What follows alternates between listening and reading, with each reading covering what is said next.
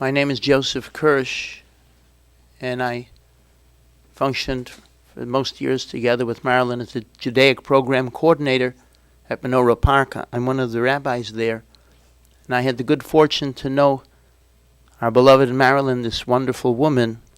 And I express my personal appreciation to the family for allowing me in, really, and sharing so many beautiful stories about their mom and sister,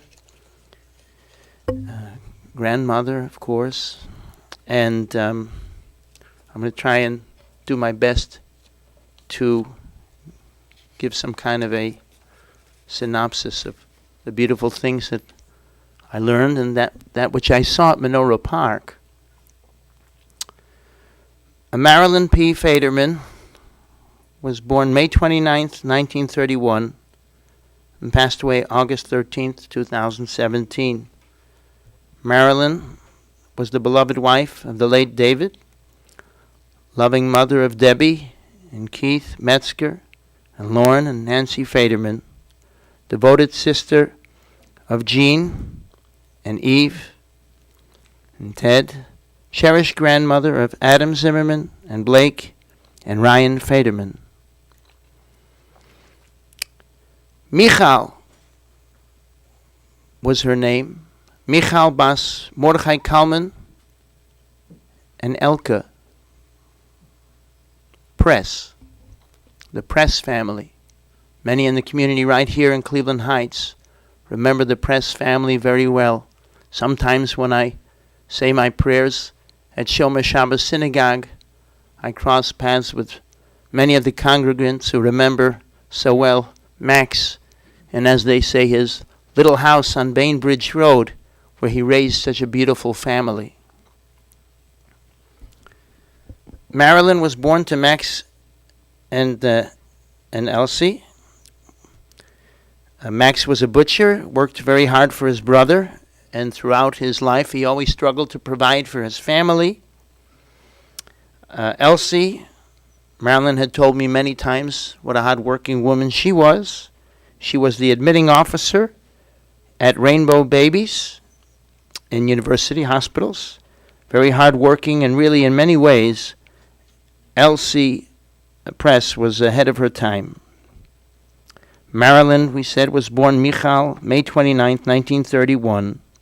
The day was Erev Shabbos. It was a Friday. And she always loved Erev Shabbos. That was one of the highlights of the week for Marilyn, as she loved to sing along the joyful songs welcoming the Sabbath, the Shalom Aleichem prayer, the blessing on the wine, the piece of challah, which she participated in with such energy and vigor. It was also a week after Shavuos, the giving of the Torah, when she came into this world, shortly after the Ten Commandments had been recited in the synagogue. And we know it's no coincidence that she departed this world once again shortly after the week of Eschanon, when the Ten Commandments had been read in the synagogue. And that commandment of honor thy father and mother in this family really is a legendary, to be able to have been worthy for me to see her loving children, Debbie and Lauren, how they rallied around her and supported her and gave her love and encouragement on a daily basis for the years that she's been in Menorah Park. She took up those 10 commandments into her very being and has been able to transmit them to her family.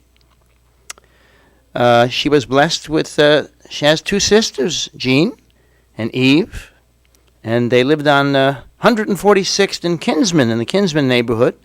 Marilyn went to John Adams School, and she had great recollections of visiting the store that her father, Max, owned, and sitting on the steps of the store, enjoying cream cheese and other things that he would sell to help support the family. Times were hard in those years, and the family was not abundant with luxuries. She recalled having one pair of shoes, a very, very modest wardrobe. And in some ways, our beloved Marilyn may have felt deprived in school. And she always said she wanted saddle shoes. But times were difficult, and the family still achieved so much as a family. I remember the words of the famous writer Levinson. I think he wrote, "In our home, we had the love of food and the food of love." And that really was the situation with Marilyn. She participated in the Temple Youth Group, and her Bashert to be was there, David George. David was president of the Temple Youth Group, and family tradition has it that there was a Helene there who introduced them, and she was the matchmaker. David and Marilyn were married on July 1st, 1956. David worked very hard for the pharmaceutical wholesale vendor, the Harris Company, and Marilyn worked many jobs: restaurants, offices, Higbee's, Mako, Revco. At that time, the family lived at 3141 Meadowbrook on Silsby Road off of Brockway. Debbie was born, and it was a great tribute to her that she was the oldest granddaughter of the Press family. And Lauren, when he came into the world, was the first bar mitzvah. And he always says, "I did it for Papa Max." Marilyn took the children very often, each Sunday, to the JCC on Mayfield Road for classes. They went to Wiley Pool, which is now Purvis Park. And there's a funny story the children tell over. They call it a funny socks story. It was very important to Marilyn that the children always be clothed in nice socks. Socks were extremely important. And one day Marilyn was driving the kids on Miramar. I think they were going between Silsby and Cedar Road maybe. And she had, unbeknownst to her, she had passed through 2 stop signs. Well, a police officer pulled them over, and she rolled down the window, and he said, "Ma'am, do you realize you just went through 2 stop signs?" And Marilyn looked at him and said, "Oh, officer, that's terrible. I'm so sorry. I didn't realize. You know what happened? I just took note of one of my children wasn't wearing any socks. And I couldn't concentrate." The officer thought a moment and let her off. And Debbie says she doesn't think that that's ever been, happened again. You've got to be our Marilyn for that to work.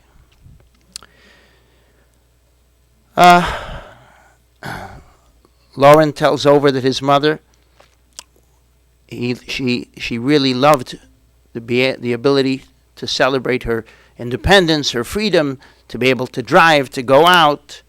And she was that kind of a woman. And her driving often kept him very praying religiously. He tells of the time that she would barrel down the driveway and come to a sudden stop. And sometimes when they would travel, it would be gas on the pedal, off, on the pedal, off. But she loved going out. And I remember when I first met her on the Marcus Pavilion, I do remember her lamenting the loss of her car. And that was one of her losses, because I think with the loss of her car, she felt like she lost that ability to go out and celebrate her freedom. Debbie's wedding was a great ceremony for Marilyn, of course her husband. That was at Sherwin's on Mayfield Road. Lauren's wedding was at the Embassy Suites, and another great simcha for the family. But sadly, tragedy struck in 1985 when Marilyn lost her beloved son-in-law, Kenny. He died of non-Hodgkin's lymphoma, and that was crushing. And then that same year, Marilyn herself suffered a brain tumor, and surgery was performed. That was the first time in Ohio they had performed that type of a surgery for the brain tumor that Marilyn had. And times were very challenging, of course. Debbie, at that time, found herself alone. And Marilyn watched Adam every week, her grandson. And Marilyn would literally wash the floor of the apartment with her very hands, on her hands and knees. And Marilyn always did that because she said about her mom that Grandma Elsie said, mops don't do anything other than push dirt around. You need to get down there and get the dirt away. So this woman, with her Mesiras Nefesh, with her devotion, literally would get on her hands and knees to clean the floor for her daughter and grandson. On November 12, 1987, Marilyn Michal lost her beloved husband David. And from that time on, she devoted herself to volunteering even more than she had perhaps before that. She became a volunteer at Montefiore. She volunteered at Council Gardens, a daycare, Mildred School, a Hillcrest volunteer. She was the kind of woman that would get up, coffee and toast, and off to volunteer. Always an independent woman. She loved to go to the Huff Bakery for rice pudding. She loved going downtown. She was excited about new stores and butter pecan ice cream. Always was well kept, put together, and that's how we knew her in Menorah Park as well. Her father, Papa Max, passed away in 1998. Her mom, Elsie, passed away in 2008. And that was, of course, a loss for Marilyn and her children. She did all that she could for Debbie, and Debbie wanted to try to return some of that devotion. So when Marilyn turned 75, Debbie went ahead and committed herself with Mom, who was excited. Michal wanted to go on a Caribbean cruise, and Debbie agreed, and they took a very meaningful cruise together, spending a lot of special time together, mother and daughter. Marilyn made it to Israel, and not only that, all of her grandchildren have been to Israel as well. In fact, the family mentioned to me, I was very moved that each one of the grandchildren can read Hebrew, and that's really something that's sacred and special. It's a great merit for Michal, for Marilyn, and for the whole family, for the Jewish people and the world. At this time, I'm going to call some of the family members in a moment. I just want to read, before I call her sisters and then a grandson and son to say a few words. I want to read a special prayer that was very sacred to Michal, and that was the Eshes Chayil prayer. In fact, she had it over her bed as she rested these last days. She had this prayer right over her bed. And traditionally, we sing the Eshes Chayil. I'll sing it and I'll translate it. Eshes Chayil mihimtza verachok mipninim mechra batach balev balo v'shalol lo yechsar Kemal asu tov v'lo ra kol yemei chayeho Dosha tzemer ufishtim Bataz b'chefetz kapeho Hoyesa kaniyosacheh Mimechak tavi lachmo Vatakom biod lailo Batiten teref levesa v'chok lenaroseha Sama masada vatikacheyu Mipricha pehanata kaharem Chogra bihoz mosneha Batametz roseha Toma ki toiv sachra, lo yichbe balayla neira yadea shilcha vakishar, v'chapeh tamchu falech. Kappa parsaleani, ve'yadeha shilcha lahev yonosira levesa mishalek, ki chavesa lavushanim. Mavadim asasala, shesh miargaman levusha, noda bisharim baila, bishivto im ziknei haaretz adin asasavatim kar, vachagonos nalaknahani, oz v'hadar levusha, v'tizchak liyoy macharoin, piha pascha v'chachma, v'soiras chesed al ishoyno, Sophia halichos peisa, v'lechem atzlus lo sochel. Kamuvanel vayashruha, balo vayehalelo, rabos panos hasechayil, v'yadalis al kulahona. Sheker hachein, v'hevel hayoifi, Isha yiras Adonai, he says halal tenu mi priya deha v'hallelujah basharim mahaseha. A woman of valor who can find, she is more precious than pearls. Her husband places his trust in her, and so he profits. She brings him good, not harm, all the days of her life.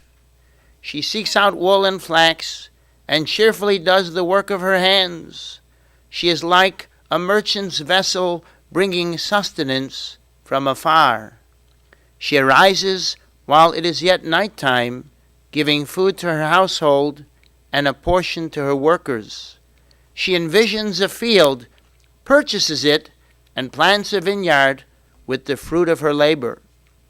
She invests herself with strength and makes her arms powerful. She discerns that her enterprise is profitable, so her light does not go out at night. She stretches out her hands to the machine as her palms hold the spindle. She opens her palms to the poor and extends her hands to the needy. She has no fear of the snow, for all of her household is cloaked in fine linen. Luxurious bedspreads she fastens, linens and wools colored in lavender are her clothing. Distinctive in the assembly is her husband, where he sits with the elders of the land. She makes a cloak to sell. She supplies the merchants with belts. She is robed in strength and dignity, and joyfully awaits the future. She opens her mouth with wisdom, and a lesson of kindness is on her tongue. She looks after her household and never tastes the bread of laziness. Her children rise and praise her, her husband, and he lauds her. Many women have excelled, but you excel them all. Grace is elusive and beauty is vain, but a woman who fears God, she shall be praised. Give her the fruits of her hand, and let her be praised in the gates by her very own deeds. And that so aptly describes our beloved Marilyn. At this time, I'd like to call Marilyn's sisters, Jean and Eva, to say a few words.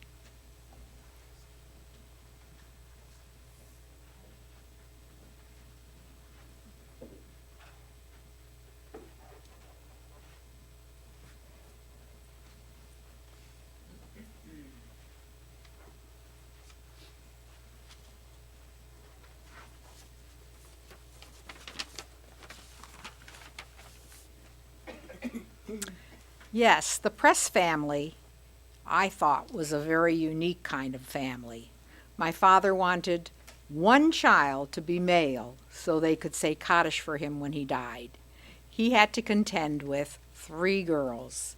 My mother wanted her 3 girls to be close and take care of each other. Well, my mother got her wish. I felt Marilyn, Evelyn, and I always looked out for each other, and together we were mighty and strong. When we went shopping, getting a haircut, getting a snack, the shopkeepers had to deal with us all, with our different opinions, etc. But Marilyn was the one who could make a decision and was able to win most of the time, but not without a lot of verbal opinions. Dear Marilyn, we will miss that banter, and it will not be the same. Eve and I have always tried to lose weight, but Marilyn was always able to keep her weight down within a pound. We certainly admired her determination. After she brushed her teeth after dinner, and mind you, she carried a toothbrush in her purse, not a morsel would she allow in her mouth, no matter how enticing it was. Even and I, we would always succumb. Marilyn always loved new clothes and was proud to wear them immediately, where Eve and I would wait for the right occasion. Marilyn always talked about her kids, my Debbie and my Lauren, and of course her grandchildren, Adam, Blake, and Ryan. She didn't want to die alone, and Debbie and Lauren kept their promise and stayed by her side and affectionately did what they could to make her comfortable. I also admired Marilyn for her strength, her strong will to get what she wanted. Guess what? At 80 years old, she bought a car. Now, I thought that was special tenacity that she had. Another amazing thing that Marilyn did was, even though she was not happy going to Menorah, she was able to adapt. She would roll on her cart or wheelchair, and her legs would go really fast from one room to another. Whenever I saw my friends, they would say, "Guess who we saw?" Yes, she was the greeter at Menorah. After I would visit Marilyn, she would say, "Oh, you know what? I'm getting so tired now, and you better just go home. You got things to do." Well, I did listen to her. But once I came back as I forgot something, and I thought sure enough she would be in her room taking a nap. And sure enough, I saw Marilyn rolling around on that wheelchair or cart on to her next destination. And I go, "Who is that? What's going on here?" Well, it's no longer the 3 powerful and unique sisters, but Eve and I will certainly remember our sister Marilyn.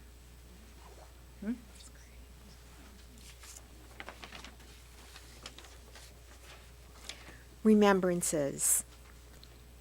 It isn't often we take some precious moments to ponder a loved one's life and meaning to us. As I sat at the kitchen table with pen in hand last night, with so many flashing memories and sadness, I thought of Marilyn and our sisterhood. It didn't start out tremendously close. My first memory is that of me entering kindergarten and of Marilyn being so popular with a multitude of the male gender vying for her attention and of her being so beautiful. My next memory is of me in high school and college and her being married and having children. No doubt it was the 10-year difference in our ages that didn't allow us a close bonding.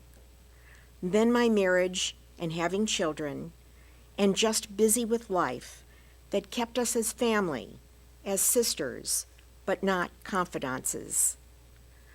Our relationship changed these past 15 to 20 years in helping to be with our mother and father. It was Marilyn who adored them, who visited them almost every day, who took my mother shopping for groceries, who made sure she had ample clothes, even when she didn't need or want them, who kept her company. She was a loving and doting daughter. When Marilyn suffered the effects of severe and crippling osteoporosis, and with her becoming a resident at Menorah, we began a weekly sister thing. Saturday was our day to do errands, driving to Chesterland for apples in the fall, visiting the knitting shop, stopping at Ulta or Sephora for makeup, or just through the aisles at Walmart, where she undoubtedly found unbelievable bargains. One couldn't question a $5 nightgown there, or the $1 bargains at the dollar store. How often she chided me for buying expensive cosmetics when she was able to find pretty much the same thing, but for only $1. And what about the $50 greeting cards, or the toothpaste, or body lotion, or shampoo, all for $1? I'll remember those shopping visits always, and have her to thank for acquiring quite a wardrobe. I abhor shopping, and she just loved it. Somehow, I always found something to buy when I was with her. Not sure if it was Marilyn who picked out the clothes and convinced me to purchase them, or just me being bored, waiting around, and looking while she shopped. Whatever, these are my memories. We really became close these past few years, a sisterhood, a bonding. And just a few years ago, when Jean moved back to Cleveland, she joined our close sisterhood and our Saturday retreats, somewhat like the singing group, the Andrews Sisters. One great agitation was her following in our father's footsteps in not eating after 7 p.m. How often I remember her wanting but not giving in to some ice cream in the evening. Surely not something I could do. Marilyn always regretted her not being able to go to college, and always lamented this. But it's not the status, education, wealth, or beauty that make a person. It's the effect they have on us. How she loved her children, Lauren and Debbie. One could not talk with Marilyn without her making note that Lauren was always on the dean's list while at college, or of Debbie raising Adam as a single mother. How proud she was of both of them, as well as Nancy and Keith. And most important of all, her grandchildren, Adam, Blake, and Ryan, who were kind, caring, and so thoughtful of her. Marilyn, you're in our hearts and will be missed. You've blessed our lives with memories. A last thought to Lauren and Debbie. Please don't look back.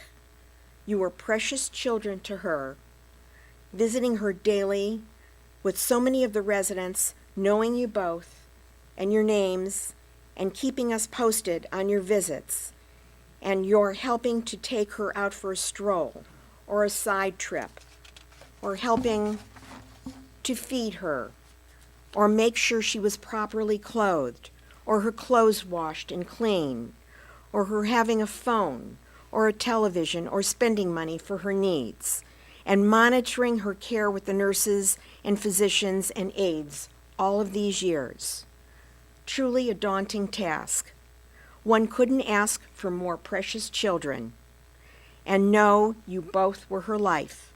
It's the one major accomplishment in her life, knowing she raised educated, independent, strong, loving children. In the scheme of things, what could be more? Blessings.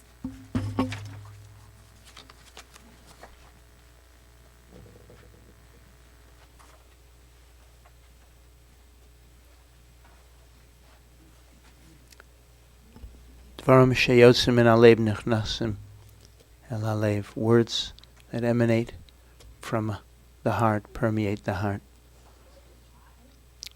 At this time, we call upon Marilyn's grandson Blake to share some thoughts.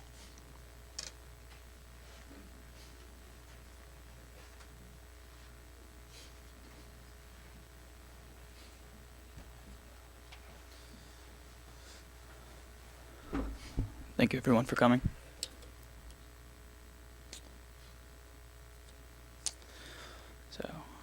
obviously only around for the back quarter of my grandma's life, but I'd love to share a few memories that I had from that time. And I wanted to start with the first thing that she always said to me, I always remembered every time I saw her, was, "How much taller have you grown?"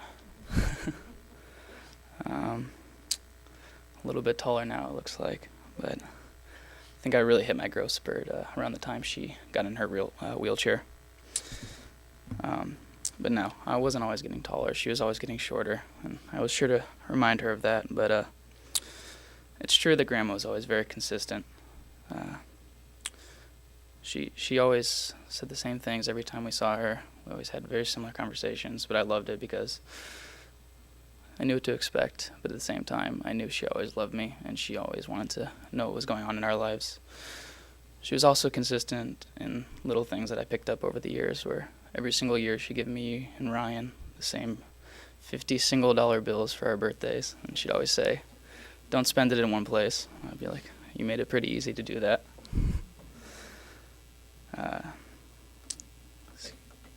Sorry. But yeah, she always made sure to ask about things in my life, Ryan's life, the rest of my family's life, things we were up to. Like Aunt Janie and Aunt Eve said, she was very proud of all of her kids.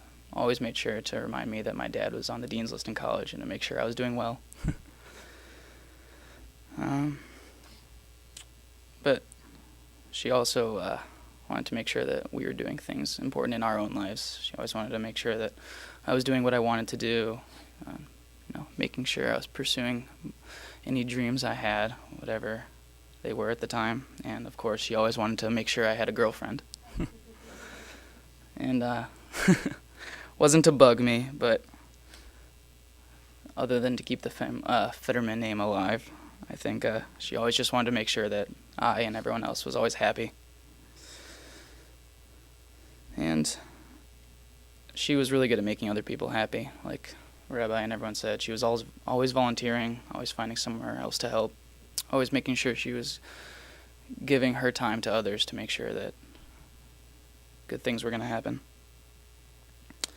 And I think that's why she was sad maybe in some of her later years, because she wasn't able to help as much and volunteer as much as she used to be able to. But it was the little things mostly that you remember, how strong she was, that not only was she not able to help others, but she stopped being able to help herself as much, but you could still see the Federman stubborn trait alive, which everyone saw her kicking her and scooting herself down the hallway in Menorah Park on her wheelchair. Even before that, she would never allow any of us to help her walk when she started having trouble or climb up and down the stairs. Always wanted to be very self-sufficient, very admirable trait to have, even in the later years.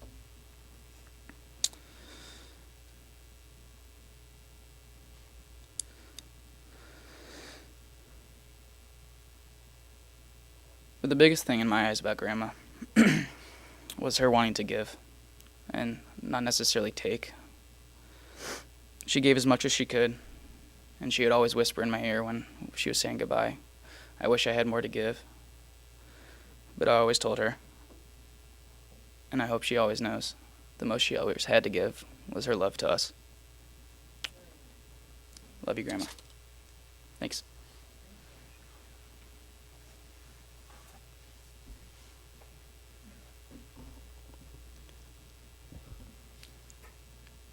And she did give. Marilyn gave that way, just like Blake said.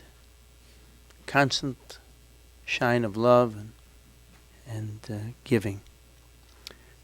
At this time, we'd like to ask Marilyn's son, Lauren, to say a few words.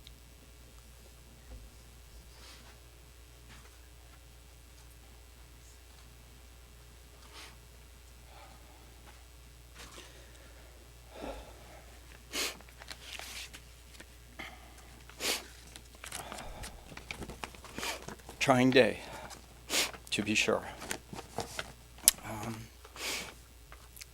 Just hope everyone will give me a little leeway. This is going to be very hard for me today, so stick with me. I just want to say, on behalf of my family, my sister, my aunts, and my children, I want to thank everyone who's gathered with us today to honor my mother. Through everyone's words, I think you can get a feel that she was a very loving mother, a good sister, a good daughter, and a very loving grandmother as well. And Rabbi, I want to thank you for leading the service today. In addition to being a wonderful spiritual leader for my mother, you are very kind, you are very caring, you are a confidant, but you are also a friend. I know she adored you, and you are a mensch in both our eyes, and thank you very much. My words to everyone today, they carry a lot of personal meaning to me, my family, and those who knew my mother very well. If at any time during my remarks or later on today, if you don't understand a reference, we'll be happy to share, the meaning behind the words at some point today or tomorrow or next time we see you. Honoring my mother, that is what she would want us to do, to celebrate her life, her spirit, to give our love and praise. Only, and this is one of the very funniest things about my mother, she insisted that we would just not have a party for her. She hated the fact that after she was gone, that people would be laughing and joking on a day that she left us. And she made me promise, in only the way that she could do, she said, "Please." I don't know how you begin to fully pay tribute to the person who gave you life,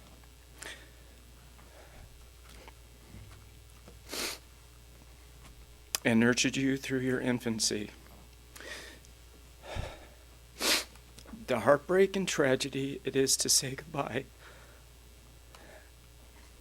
and accept that those bonds, while alive in your heart, can never be acted upon again in this world. So, two perspectives for me. First, as a child, please answer that or turn it off. First, as a child, it is very hard watching your parent grow old, to see your own mortality in theirs, an entire life, and your shared past receding, the brightest days gone, only certain death in your own future looking you in the face. And then as a parent, it's a special moment, one of those times when you look at your child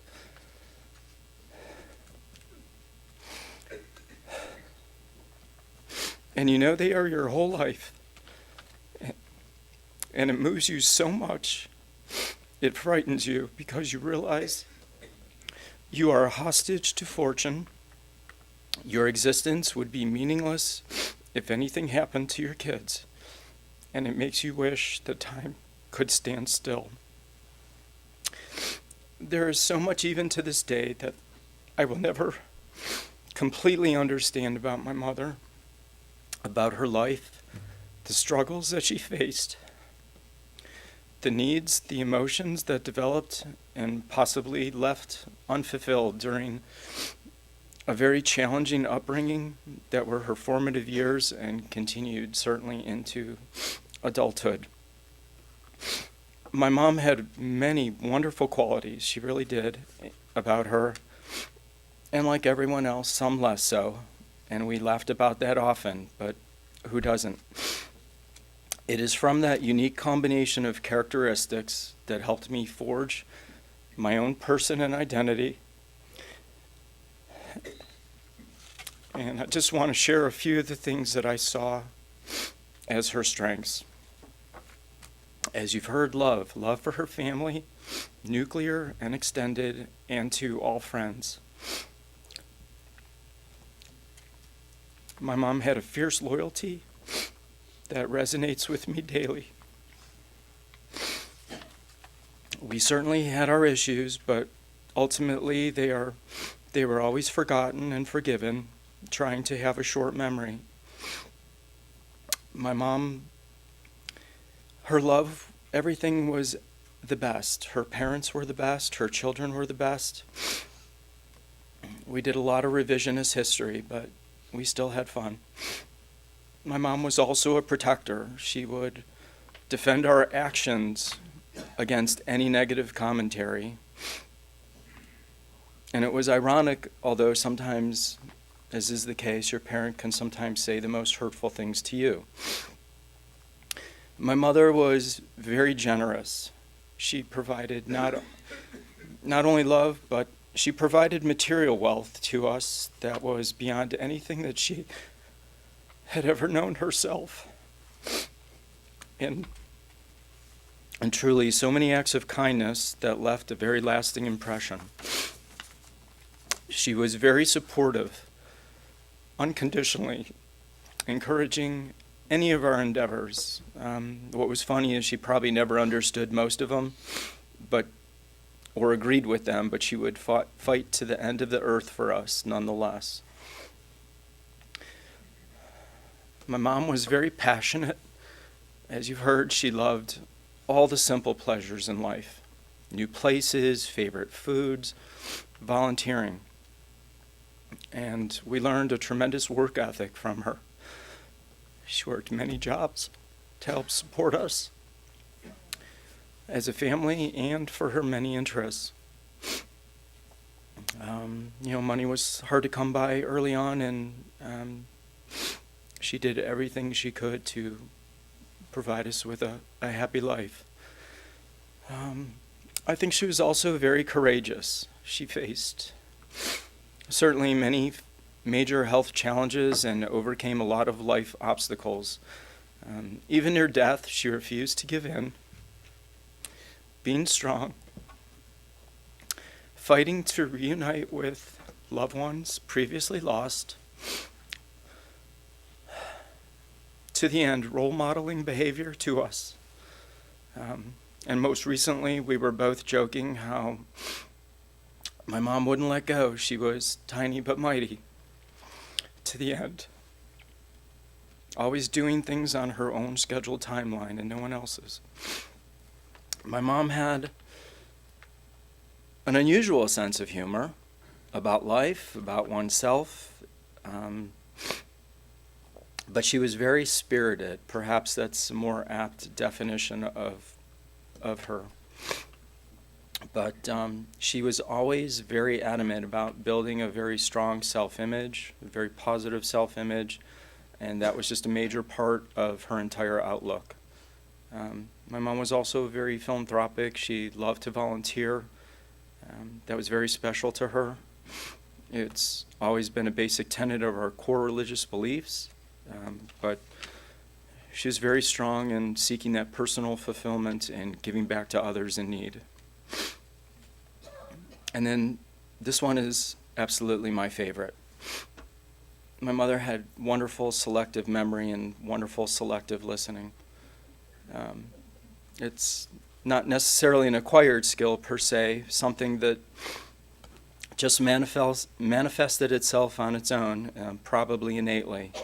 I don't know, I can't speak for my sister on this one, but I know I did not fully inherit the full power of this particular trait. Mine is a much rougher version, but I'm really glad I have it. I kind of see it as a gentler, kinder version of what I'm sure will be an early onset dementia for myself. My mom was very respectful. She gave it to other people and made sure that you had it for yourself. It was a huge factor in all the relationships that she held. And lastly, she was kind of an old school Dr. Mom as being a caregiver. One of the favorite things that she always used to pursue was having a little calamine lotion on hand. It was the best remedy for any kind of malady that you could suffer. Scrapes, bite, cuts. It's funny about that powerful little pink liquid.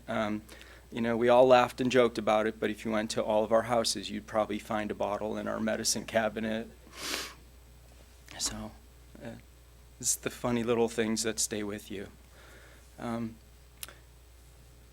throughout all these fond memories that we've all shared with you today, it's not to say that we didn't have our moments, because we certainly did, and many of them could even be heated. But that doesn't seem to matter so much today.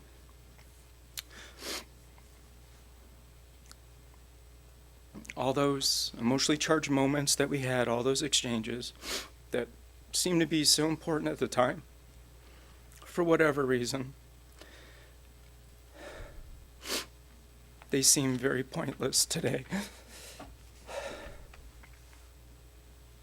Sorry. What I remember, and what I choose to remember, is that those experiences together, it taught me to appreciate the simple pleasures that life has to offer, to be forgiving, a degree of patience, and the will to find the goodness in others. And to be honest, I'm not always really successful with that guiding principle, because like most of us, I'm a rough work in progress. And then my mom also had a lot of fun turn of phrases. I think you got a little taste of that earlier when she said anyone's name, especially within the family. It was always my Debbie, my Lauren, my Adam, my Blake, my Ryan, my Nancy, my Keith. Everything was very possessive and very boastful. One of the things that was a signature phrase, again, was please, drawn out, very, very elongated, followed by your name. So it was meant to stop you in your tracks, and we were moving on. Another one was, I hope so, and that one always came in, especially after saying I love you, Mom. And then a few that I thought really came about just during these last few years that was kind of fun to watch while she was in conversation with some of the other residences. She'd have a little dialogue or a little diatribe on a topic, and then as soon as someone else tried to put in a dissenting opinion, we would go with, we won't talk about that. So she wanted to make her point and move on. Obviously, you heard earlier about if you wanted pretty feet, you had to wear socks. So socks and shoes were a must for pretty feet. And she did have lovely feet. So it must have worked. A little bit about presents. It was always cash. Cash is good. Some might have complained that it didn't require a lot of deep thought. But really, who doesn't prefer it, right? And always with a little refrain to make sure that you get yourself something nice. That was my mom. This one was growing up. This was fantastic. It was, I hope I say it right, but it was like don't krimi noch. So it was don't mimic me, don't copy me after me. And that was like if my mom would say something and being slightly joking or a little disrespectful, I guess, growing up, and we would mimic those words back. So she would be the disciplinarian to us, and her weapon of choice was one of those little pedals with a ball stapled to it. Ripped off the ball, and so game was on with that, or if that wasn't available, certainly any wooden spoon or other kitchen utensil, that was a tool of choice. Followed by the warning that you just wait till your father gets home, then you'll get yours. My mom was a little different. If you knew her, you could always appreciate her, but she always used to say, like I'm not that kind of mother. She was a little bit different, and she would always say, I did the best I could. And we would say, we know. She always was concerned about our well-being, always for us to be good, take care of yourself. And again, being fiercely independent, always saying, I will do it myself because I am in charge. And then also, unfortunately, later on after her stroke, she would say this repeatedly while we were sitting out front, menorah, watching other people going to and from. God, take anything, but please don't take my legs. That was so hurtful for her not to be ambulatory. And then quickly followed up with, I wish that I could walk like that as someone walked in or out. And this is, I'm sure my aunts will agree with this one, hated the weekends. Weekends were, she felt, were a very lonely time for her. So she always would say, please take me out of here. What am I going to do all weekend? So she looked really with great anticipation to going out with my aunts every weekend.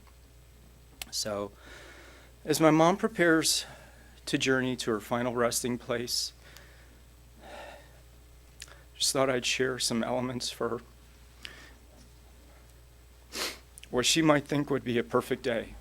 Certainly it would be starting early and getting all dressed up. You know, a lot of food references here, but having breakfast with 2 eggs, up easy, had to be up easy. If not, they were sent back. Toast, either whole wheat or rye, and coffee. It was a classic. The only other substitute probably could have been like cream of wheat or Ralston. And then getting somewhere, and then getting in the car and driving somewhere. Always would be somewhere new, and shopping for clothes was chief among the reasons to go. My mom was really very friendly, and seeing or recognizing people that she knew, she took great joy in recognizing where she knew them from and watching babies. Always fascinated by that. Lunch would have been blintzes, a corned beef sandwich,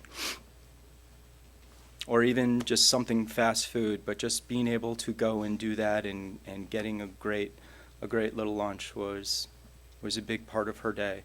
Followed by volunteering. She was so proud of all her medals and displayed them very proudly.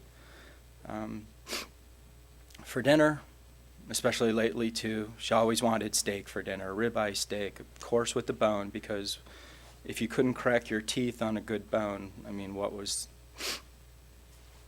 you know, what's the use? Just some other things that she really did like.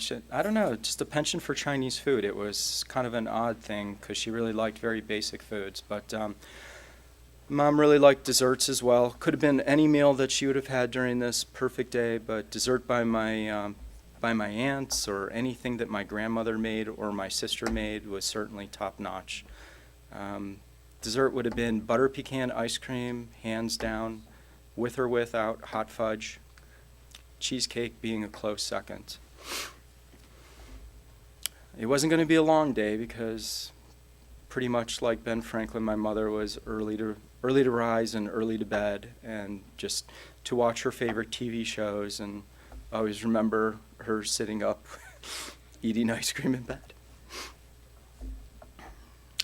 We all inherited that gene. Our family is wonderful about ice cream. It is a staple. King of the food pyramid. And then lastly, just being able to spend any time with family, and especially at any get-togethers. That really was something that was a glorious day for my mom. So, Mom, we're all together now, and it's time for you to grab hold of those reaching arms that you just saw recently. It's time for you to reunite and to lie down next to your beloved Grandma Elsie, Papa Max, and David. You took such good care of us, the best you knew how. And now it's time for you to take care of yourself. Know that we love you. And we'll always remember you in our hearts and in our minds.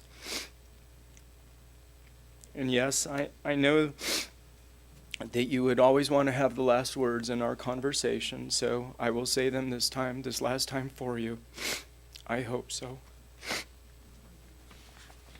And then, just to finish up, I just I'd like to read the lyrics from a song, one that's very well known, that I cannot do justice to singing, so I will save you that. But I think it really could have been one of many choices for an anthem for my mom. So you'll recognize it as I read it. And now the end is near, and so I face the final curtain. My friend, I'll say it clear, I'll state my case, of which I'm certain. I've lived a life that's full, I've traveled each and every highway, but much more than this, I did it my way. Regrets, I've had a few, but then again, too few to mention. I did what I had to do and saw it through without exemption. I planned each charted course, each careful step along the byway. And much more than this, I did it my way. Yes, there were times, I'm sure you knew, when I bit off more than I could chew. But through it all, when there was doubt, I ate it up and spit it out. I faced it all, and I stood tall and did it my way. I've loved, I've laughed and cried. I've had my fill, my share of losing, and now as tears subside, I find it all so amusing to think I did all that, and may I say, not in a shy way, oh no, not me, I did it my way. For what is a woman? What has she got? If not herself, then she has naught to say the things she truly feels, and not the words of one who kneels. The record shows I took the blows, and yes, I did it my way. Yes, it was my way. Yes, it was. Always. Thank you.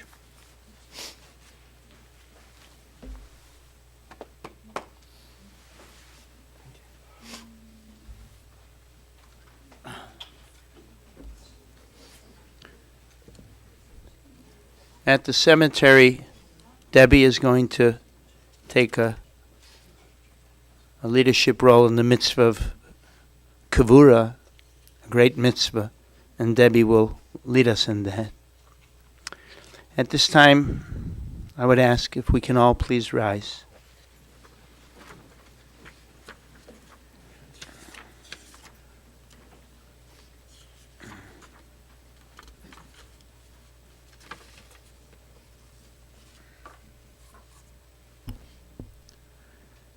El Malei Rachamim